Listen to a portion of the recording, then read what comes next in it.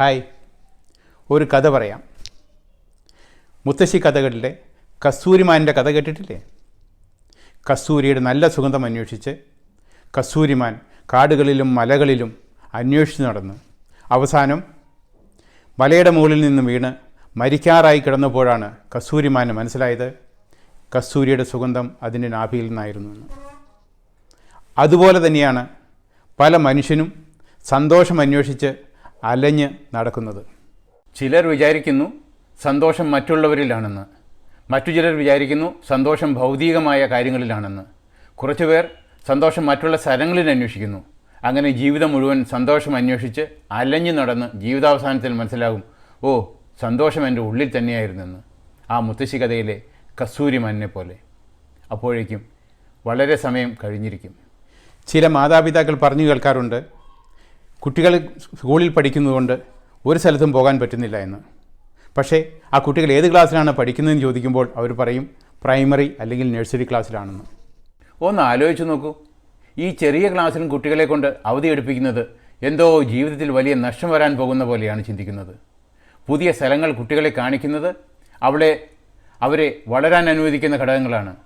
എന്നിട്ട് അങ്ങനെ കുട്ടികളെ വളരാൻ അനുവദിക്കാതെ, സ്വന്തം ജീവിതം ആസ്വദിക്കാതെ റിട്ടയർമെൻ്റായി കഴിയുമ്പോൾ പശ്ചാത്താപത്തോടെ ഓർക്കും, ആ സമയങ്ങളിൽ ഒന്ന് ജീവിക്കാൻ, അല്ലെങ്കിൽ ജീവിതം ഒന്ന് ആസ്വദിക്കാൻ കഴിഞ്ഞിരുന്നെങ്കിൽ എന്ന്. പലരും വിചാരിക്കും സർവീസിൽ നിന്ന് റിട്ടയർ ആയിട്ട് വേണം ശരിക്കും ഒന്ന് ജീവിതം സന്തോഷിക്കാനെന്ന്. പക്ഷേ അപ്പോഴേക്കും ശരീരം ശോധനീയമായ രീതിയിലേക്ക് മാറിയിരിക്കും. കൂടാതെ പ്രമേഹം, രക്തസമ്മർദ്ദം എന്നിങ്ങനെയുള്ള പല ജീവിതശൈലി സംബന്ധമായ അസുഖങ്ങളും കൂടെ കൂടിയിട്ടുണ്ടായിരിക്കും. അപ്പോഴേക്കും സന്തോഷം പോട്ടെ, ആശുപത്രിയിൽ പോകാൻ പോലും സമയം തികയാതെ വരും. ഇതാണ് പലരുടെയും അവസ്ഥ. സന്തോഷിക്കുക ഒരു വലിയ കാര്യമൊന്നുമല്ല. ചെറിയ കാര്യങ്ങളിലും ആസ്വദിക്കാൻ പഠിക്കുക, ഒന്ന് ആഘോഷിക്കാൻ പഠിക്കുക. കഴിഞ്ഞ പ്രാവശ്യത്തേക്കാൾ 1-2 മാർക്ക് കൂടുതൽ കിട്ടിയാൽ അതിനെ ഒന്ന് സന്തോഷിക്കാൻ ശ്രമിക്കുക. 5 A+ഉം 1 Bയും വന്നാൽ 5 A+ൽ സന്തോഷിക്കുന്നതിന് പകരം ആ ഒരു പേപ്പറിൽ എന്തുകൊണ്ട് B കിട്ടിയെന്ന് ആകുലപ്പെടുകയല്ല വേണ്ടത്. ഇത് ഇന്ത്യയുടെ ചീഫ് ജസ്റ്റിസായ DY ചന്ദ്രചൂഡ് അയാളുടെ സ്പെഷ്യലി ഏബിൾഡായ അല്ലെങ്കിൽ പ്രത്യേകം കഴിവുകളുള്ള ദത്തെടുത്ത 2 പെൺകുട്ടികളുടെ കൂടെയുള്ള ഫോട്ടോയാണ്. ഒന്ന് ആലോചിച്ച് നോക്കൂ. പ്രത്യേകം കഴിവുകൾ അല്ലെങ്കിൽ ഹാൻഡിക്യാപ്ഡ് ആയിട്ടുള്ള സ്വന്തം കുട്ടികളെ പോലും നോക്കാൻ വിസമ്മതിക്കുന്ന മാതാപിതാക്കൾ ഉള്ള ഈ കാലത്ത് സെറിബ്രൽ പാൾസി എന്ന രോഗമുള്ള അതും 2 പെൺകുട്ടികളെ ദത്തെടുത്ത് വളരെ സന്തോഷവാനായി, വളരെ കൃത്യനിഷ്ഠയോടെ, വളരെ മനുഷ്യത്വത്തോടുകൂടെ ഓരോ കേസിലും വിധി നിർണ്ണയിക്കുന്ന ഈ മനുഷ്യനെ ഒന്ന് കാണേണ്ടത് തന്നെയാണ്. ഇപ്പോഴത്തെ മനുഷ്യൻ്റെ പ്രധാന പ്രശ്നം അവൻ വർത്തമാനങ്ങളിൽ ജീവിക്കാതെ കഴിഞ്ഞ കാലങ്ങളിലും വരാൻ പോകുന്ന കാര്യങ്ങളെങ്കിലും കുറിച്ച് ആവലാതിപ്പെട്ട് കൂടുതൽ സമയം ചെലവാക്കുന്നു എന്നതാണ്. നിങ്ങൾ പാരറ്റോ പ്രിൻസിപ്പിൾ അല്ലെങ്കിൽ 80-20 പ്രിൻസിപ്പിൾ കേട്ടിട്ടുണ്ടോ? വെറും 20% ശ്രമത്തിൽ നിന്ന് 80% ഫലങ്ങൾ കിട്ടുന്നു. ബാക്കി 80% ശ്രമങ്ങൾ കൊണ്ട് വെറും 20% ഫലങ്ങൾ മാത്രമേ കിട്ടുന്നുള്ളൂ. ഈ പ്രതിഭാസം തന്നെയാണ് നമ്മുടെ ജീവിതത്തിലും. 80% സമയവും നമ്മൾ കഴിഞ്ഞ കാര്യത്തെക്കുറിച്ച് അല്ലെങ്കിൽ വരാൻ പോകുന്ന കാര്യത്തെക്കുറിച്ച് ചിന്തിച്ചുകൊണ്ട് ചിലവാക്കും. വെറും 10 അല്ലെങ്കിൽ 20% മാത്രം സമയം വർത്തമാന കാലങ്ങളിൽ ഉപയോഗിക്കുന്നു. കഴിഞ്ഞ കാലങ്ങളെക്കുറിച്ച് ചിന്തിച്ചുകൊണ്ട് എന്ത് പ്രയോജനം? വരാൻ പോകുന്ന കാര്യത്തെക്കുറിച്ച് ആവലാതിപ്പെട്ടതുകൊണ്ട് ആർക്ക് പ്രയോജനം? അതിനു പകരം വർത്തമാനത്തിൽ കൂടുതൽ സമയം ചെലവഴിച്ചാൽ നമ്മൾക്ക് ജീവിതത്തിൽ ജയിക്കാൻ പറ്റും എന്ന് മാത്രമല്ല, സന്തോഷിക്കാനും പറ്റും. അതൊന്ന് ശ്രമിച്ചു നോക്കൂ. ചിലർ അവരുടെ 80% സമയവും വർത്തമാനകാലങ്ങളിലാണ് ഉപയോഗിക്കുന്നത്. പക്ഷേ പ്രശ്നം അതല്ല. ഈ 80% ചിന്തിക്കുന്നത് മുഴുവനും പ്രത്യേകിച്ച് അയൽവക്കക്കാരൻ്റെ സമ്പത്തിലും അവൻ്റെ ഉയർച്ചയിലുമാണ്. അതുകൊണ്ട് ഒരു പ്രയോജനവുമില്ല. സ്വന്തം 4 മുറിയുള്ള വീടുണ്ട്, എന്നാലും അയൽക്കാരുടെ 5 മുറി വീടിനെ കുറിച്ചായിരിക്കും ചിന്തിക്കുക. സ്വന്തം ഹോണ്ട സിറ്റി കാറുണ്ട്, പക്ഷേ അയൽവക്കക്കാരൻ്റെ BMW കാറിനെ കുറിച്ച് ആയിരിക്കും ചിന്തിക്കുന്നത്. സ്വന്തമായി ഒരു ഗവൺമെൻറ് ജോലിയും നല്ലൊരു വരുമാനവുമുണ്ട്, പക്ഷേ അയൽവക്കക്കാരൻ്റെ ചുമന്ന ലൈറ്റുള്ള വണ്ടിയിലും അവൻ്റെ സമ്പത്തിലുമാണ് ചിന്ത മുഴുവനും. അതുകൊണ്ട് ഒരു പ്രയോജനവുമില്ല. കുട്ടികളെ എന്ത് പഠിപ്പിക്കണം, എങ്ങനെ പഠിപ്പിക്കണമെന്ന് ഞാൻ വേറൊരു വീഡിയോയിൽ പറഞ്ഞിട്ടുണ്ട്. അത് കാണുന്നതിന് HR വൈബ്സ് ഒരു മാസ്റ്റർ ക്ലാസ് എന്ന യൂട്യൂബ് ചാനൽ നോക്കിയാൽ മതി. കുട്ടികളെ സ്കൂൾ കാലയളവിൽ ഒരു മെഷീനാക്കി വളർത്തുന്നു. ജീവിതം അനുഭവിക്കാൻ സാധിക്കാതെ ക്ലാസ്സിൽ ഫസ്റ്റ് ആവണമെന്ന് അമിതഭാരത്തോടുകൂടി, അതും ചെറിയ ക്ലാസ് മുതൽ, ഈ സ്ഥിതി ജീവിതാന്ത്യം വരെ തുടരുന്നു. എൻ്റെ ജനറേഷനിൽ കുട്ടികൾ പഠിക്കാൻ ഇത്രയൊന്നും വേവലാതിപ്പെട്ടിട്ടില്ല. പഠിത്തത്തിൻ്റെ കൂടെ കളിയും, കളിയുടെ കൂടെ തോൽവിയും, അങ്ങനെ ഇതെല്ലാം ജീവിതത്തിൻ്റെ ഒരു ഭാഗമായിരുന്നു. അങ്ങനെ ജീവിക്കാനും പഠിച്ചു. അതുകൊണ്ട് ജോലിയിൽ കയറുമ്പോഴും അത്ര ക്ഷീണിച്ചിട്ടില്ല. പക്ഷേ ഇന്ന് സ്ഥിതി അതല്ല. നഴ്സറി ക്ലാസ് മുതൽ കുട്ടികളെ ക്ലാസ്സിൽ ഫസ്റ്റ് വരാനുള്ള ഉദ്ദേശത്തോടു കൂടെ ഒരിക്കലും ജീവിതം അനുഭവിക്കാൻ സമ്മതിക്കാറില്ല. പക്ഷെ ഒന്ന് മനസ്സിലാക്കിക്കൊള്ളൂ, ഈ കുട്ടികൾ ജോലിയിൽ കയറിയാലും അവിടെയും സ്വസ്ഥമായ ഒരു ജോലിക്ക് ഈ കാലത്ത് പ്രതീക്ഷിക്കേണ്ട. പ്രൈവറ്റ് കമ്പനികളിലെ ടാർഗറ്റിനെ കുറിച്ച് തമാശ രൂപത്തിൽ ഞങ്ങൾ പറയാറുണ്ട്. മൊത്തം 10 മൊയിലുകൾ മാത്രമുള്ള ഒരു വനത്തിൽ നിന്ന് ജോലി ചെയ്യുന്ന എല്ലാ 5 ജോലിക്കാരോടും പറയും 4 മൊയിലിനെ വീതം തന്നെയെങ്കിലും പിടിച്ചുകൊണ്ട് വരാൻ. മാനേജ്മെൻറ്റിനും അറിയാം, മൊത്തം 10 മൊയിലുകൾ മാത്രമുള്ള ആ വനത്തിൽ നിന്നും എല്ലാവരും കൂടി 20 മൊയിലുകളെ പിടിക്കാൻ പറ്റില്ല എന്ന്. ഇന്ന് ഒരു മോഡറേറ്റ് ജോലിയില്ല. ഒന്നുകിൽ ദിവസം മുഴുവനും ജോലി ചെയ്യുക, അല്ലെങ്കിൽ ജോലിയില്ല. ഈ ഒരു സ്ഥിതിയിലേക്കാണ് മാറിക്കൊണ്ടിരിക്കുന്നത്.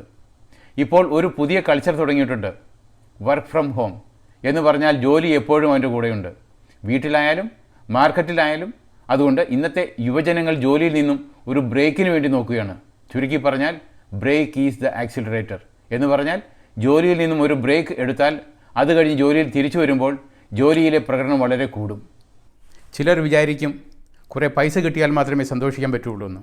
മറ്റു ചിലർ വിചാരിക്കും ഒരു നല്ല ജോലി കിട്ടിയാൽ മതിയെന്ന്. വേറെ ചിലർ വിചാരിക്കും ഒരു നല്ല സുന്ദരിയായ ഒരു പെൺകുട്ടിയെ കല്യാണം കഴിച്ചാൽ ജീവിതം സന്തോഷമായിരിക്കുമെന്ന്. ചിലർ വിചാരിക്കുന്നുണ്ടാകും അദാനിയും അംബാനിയും മാത്രമാണ് അധികം സന്തോഷിക്കുന്നതെന്ന്. എന്നാൽ നിങ്ങൾക്ക് തെറ്റി. അടുത്തിടെ ഒരു റിപ്പോർട്ടിൻ്റെ അടിസ്ഥാനത്തിൽ അദാനി എന്ന ബിസിനസ്സുകാരൻ്റെ ഓഹരി വില കുത്തനെ ഇടിഞ്ഞു. അയാളുടെ ധനം ഒരു മാസം കൊണ്ട് ലോകത്തിലെ ഏറ്റവും അധികം ധനികരായ 3 പേരിൽ നിന്ന് 21ാം സ്ഥാനത്തേക്ക് താഴ്ന്നുപോയി. നിങ്ങളൊന്ന് ആലോചിച്ച് നോക്കൂ. പല ദിവസങ്ങളിലും അയാൾ ഉറങ്ങിക്കാണില്ല. എന്തിന്, അയാളുടെ കുടുംബവും ഉറങ്ങിക്കാണില്ല. മുകേഷ് അംബാനിയുടെ ഇളയ പുത്രൻ ആനന്ദ് അംബാനി അവൻ്റെ പ്രീ വെഡ്ഡിംഗ് സെറിമണിയിൽ ഉള്ളു തുറന്ന് സംസാരിച്ചു. ചെറുപ്പം മുതൽ പല ആരോഗ്യ പ്രശ്നങ്ങളും നേരിടേണ്ടി വന്നിട്ടുണ്ട് എന്ന്. അങ്ങനെ അവൻ്റെ ജീവിതത്തിലെ പല ബുദ്ധിമുട്ടുകളെയും തുറന്നു പറഞ്ഞ് അത് കേട്ട് കണ്ണുകൾ നിറഞ്ഞ സദസ്സിലിരിക്കുന്ന മുകേഷ് അംബാനിയുടെ വീഡിയോ വൈറലായിരുന്നു. ആ മകൻ്റെ പ്രീ വെഡ്ഡിംഗ് സെറിമണിക്ക് ചിലവായത് 1250 കോടിയിലും അധികമായിരുന്നു. എന്നിട്ടും ആ മകൻ പൂർണ്ണ സംതൃപ്തനായി തോന്നിയില്ല. അവൻ്റെ കണ്ണുകളിൽ ആ തിളക്കം കണ്ടില്ല. എന്നാൽ 1 ലക്ഷത്തിലും കുറവ് രൂപ മുടക്കി കല്യാണം ആഘോഷം നടത്തുന്ന ഒരു സാധാരണ കുട്ടിയുടെ മുഖത്ത് അതിലും വലിയ തിളക്കം കാണാൻ പറ്റുന്നുണ്ടെങ്കിൽ ഒന്ന് നിസ്സംശയം പറയാം, സന്തോഷം പൈസയിലല്ല ഇരിക്കുന്നതെന്ന്. സന്തോഷം ഒരു മാനസിക സ്ഥിതിയാണ്. സന്തോഷം മനുഷ്യൻ്റെ ഉള്ളിലാണ്. അതുപോലെ തന്നെ സന്തോഷം ഒരു ആപേക്ഷിക സ്ഥിതിയാണ്, അല്ലാതെ പരിപൂർണ സ്ഥിതിയല്ല. ആരുടെയും ജീവിതം ഒരിക്കലും ഒരു നേർരേഖയായിരിക്കില്ല. ജീവിതം എപ്പോഴും ഒരു തിരമാല പോലെയാണ്. ചിലപ്പോൾ സന്തോഷം, മറ്റു ചിലപ്പോൾ സങ്കടം, പിന്നെയും സന്തോഷം, പിന്നെയും സങ്കടം. ഇതാണ് അദാനിക്കും അംബാനിക്കും മാത്രമല്ല, എല്ലാ മനുഷ്യർക്കും ഉണ്ട്. അതുകൊണ്ട് ഒന്ന് മനസ്സിലാക്കുക, സന്തോഷം പണക്കാർക്ക് മാത്രമുള്ളതല്ല, പാവപ്പെട്ടവർക്കും ഉണ്ടെന്ന്. അത് മനസ്സിൻ്റെ ഒരു സ്ഥിതിയാണ്. അതുകൊണ്ട് നമുക്ക് കിട്ടിയിരിക്കുന്ന കഴിവുകളെ തിരിച്ചറിയുക, അതിനുള്ള നന്ദി പ്രകടിപ്പിക്കുക. എന്നാൽ നിങ്ങൾ സന്തോഷവാനായിരിക്കും. പലർക്കും പല കഴിവുകളുണ്ട്. ചിലർക്ക് പാടാനുള്ള കഴിവ്, മറ്റു ചിലർക്ക് ഓടാനുള്ള കഴിവ്, വേറെ ചിലർക്ക് പഠിക്കാനുള്ള കഴിവ്. ഒന്നുമല്ലെങ്കിൽ നമുക്ക് നടക്കാൻ തന്നെയെങ്കിലും സാധിക്കുന്നുണ്ടല്ലോ. ഇതിലും പറ്റാത്തവർ എത്രയോ ആണ്. ഞാൻ എൻ്റെ ഒരു അനുഭവം പറയാം. വർഷം 2008 ഞാൻ എൻ്റെ വീടിൻ്റെ മുകളിൽ നിന്ന് താഴേക്ക് വീണ് 2 കൈയും ഒടിഞ്ഞു ചോരയിൽ കുളിച്ച് അബോധാവസ്ഥയിൽ കിടക്കുകയായിരുന്നു. ഇന്ന് ഞാൻ ആ അവസരത്തിൽ തിരിഞ്ഞു നോക്കുമ്പോൾ ഞാൻ എൻ്റെ ആ വീഴ്ചയിലും ദൈവത്തോട് നന്ദി പറയുന്നു. കാരണം അത്രയും ഉയരത്തിൽ നിന്ന് വീണിട്ട് പോലും എൻ്റെ 2 കൈകൾ മാത്രമല്ലേ ഒടിഞ്ഞുള്ളൂ എന്ന്. സാധാരണ സ്വന്തം കുളിമുറിയിൽ വീണുപോലും ആളുകൾ ജീവിതം മുഴുവനും കിടപ്പിലായ അനുഭവങ്ങൾ ഞാൻ കണ്ടിട്ടുണ്ട്. പക്ഷേ അത് നോക്കുമ്പോൾ ഇത്രയും ഉയരത്തിൽ നിന്ന് വീണിട്ട് പോലും 2 കൈകൾ മാത്രമല്ലേ ഒടിഞ്ഞുള്ളൂ എന്ന ഒരു ആശ്വാസം ഇന്നും എന്നെ കോരിത്തേൽപ്പിക്കുന്നു. ഇതെല്ലാം ഏതോ ഒരു അദൃശ്യ ശക്തിയുടെ ബലത്തിൽ തന്നെയാണ് എന്ന് ഞാൻ വിശ്വസിക്കുന്നു. അല്ലെങ്കിൽ ഞാൻ ചെയ്തിട്ടുള്ള ഏതോ ചില നല്ല കാര്യങ്ങളുടെ പ്രതിഫലമായി ദൈവം തന്നതായിരിക്കാം. ഞാൻ ഒരു കഥ പറയാം.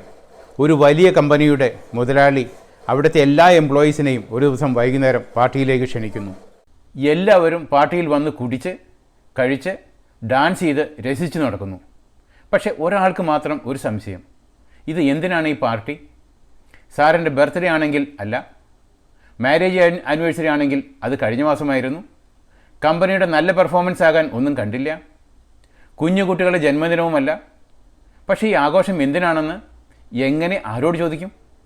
പലരോടും ചോദിച്ചു, പക്ഷേ ആർക്കും അറിയില്ല. അവസാനം എല്ലാ ധൈര്യവും സമാഹരിച്ച് മുതലാളിയോട് തന്നെ ചോദിക്കാൻ തീരുമാനിച്ചു. മുതലാളി, ഈ ആഘോഷം എന്തിനാണെന്ന് മനസ്സിലാകുന്നില്ല, ഞാൻ ആലോചിച്ചിട്ട് ഒരു കാരണവും കാണുന്നില്ല. അപ്പോൾ മുതലാളി പറഞ്ഞു, അതോ എൻ്റെ BMW കാറ് ഇടിച്ച് തരിപ്പണമായി, അതിനാണ് ഈ പാർട്ടി. അപ്പോൾ അയാൾ ആ മുതലാളിയോട് ചോദിച്ചു, അയ്യോ, അത്രയും വിലയുള്ള BMW കാർ ഇടിച്ച് തകർന്നതിന് പാർട്ടിയോ? മുതലാളി പറഞ്ഞു, അതെ, വാഹനം തരിപ്പണമായി, പക്ഷേ അതിൻ്റെ ഡ്രൈവർ രക്ഷപ്പെട്ടു. ആ ഡ്രൈവറുടെ ജീവൻ രക്ഷപ്പെട്ടതിന് ഇത്ര വലിയ പാർട്ടിയോ? മുതലാളി പറഞ്ഞു, അതെ, ആ ഡ്രൈവർ ഞാനായിരുന്നു. ഒന്ന് ഓർക്കുക, ഞാൻ നാളെ പൈസ ഉണ്ടാക്കാം, BMW നഷ്ടപ്പെട്ടാലും നാളെ അത് മേടിക്കാം. പക്ഷേ എൻ്റെ ജീവിതം നഷ്ടപ്പെട്ടാൽ എനിക്ക് ഒന്നും ചെയ്യാൻ പറ്റില്ല. എന്തിന്, ഒരു കൈ നഷ്ടപ്പെട്ടാൽ അല്ലെങ്കിൽ ഒരു ചെറുവിരൽ നഷ്ടപ്പെട്ടാൽ പോലും എനിക്കത് ഉണ്ടാക്കാൻ പറ്റില്ല. അതുകൊണ്ട് ഈ അപകടത്തിലും ഞാൻ രക്ഷപ്പെട്ടതിനെക്കുറിച്ച് സന്തോഷിക്കുന്നു.